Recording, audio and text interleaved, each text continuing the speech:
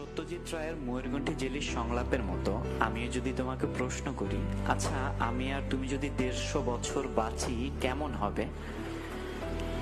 তুমি কি ঠোঁট লুটিয়ে বলবে না বাবা আমার এত বছর বাঁচার ইচ্ছে নেই, নাকি চমকে উঠে তখনকার আমি তুমি কেমন হব তা নিয়ে জল্পনা কল্পনা শুরু করে দিবে? আচ্ছা সেই সময় কি তুমি চোখে কাজল দিবে হালকা সরু করে? কেমন একটা হাস্যকর বিষয় হবে তাই না? সব পাকা চুলের একজন মানুষ চোখে সরু করে কাজল দিয়েছে। আমি কখনোই দেখিনি সাতর্থ কোনো মহিলা চোখে কাজল দিয়েছে। সাজার ব্যাপারে মেয়েরা বয়স তত্ত্ব মেনে চলে।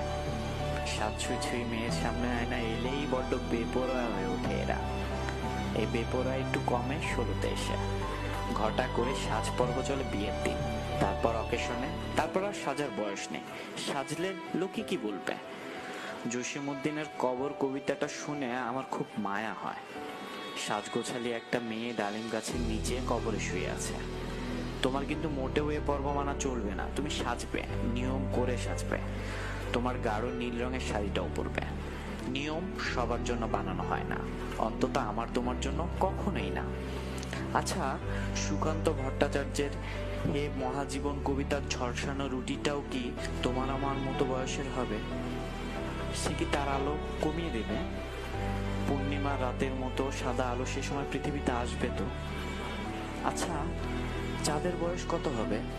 কত হাজার কোটি বছর। বৃষ্টির পর রাতের বেলা জোনাকি বের হবে। আচ্ছা সে রং কেমন হবে? আমি আর তুমি কি খালি চোখেও সে রং দেখতে পাবো, নাকি আমার তোমার চোখে এই কালের মোটা ফ্রেমের চশমা থাকবে? আমার তোমার বয়স যখন 150, পৃথিবীর বয়স তখন কত হবে?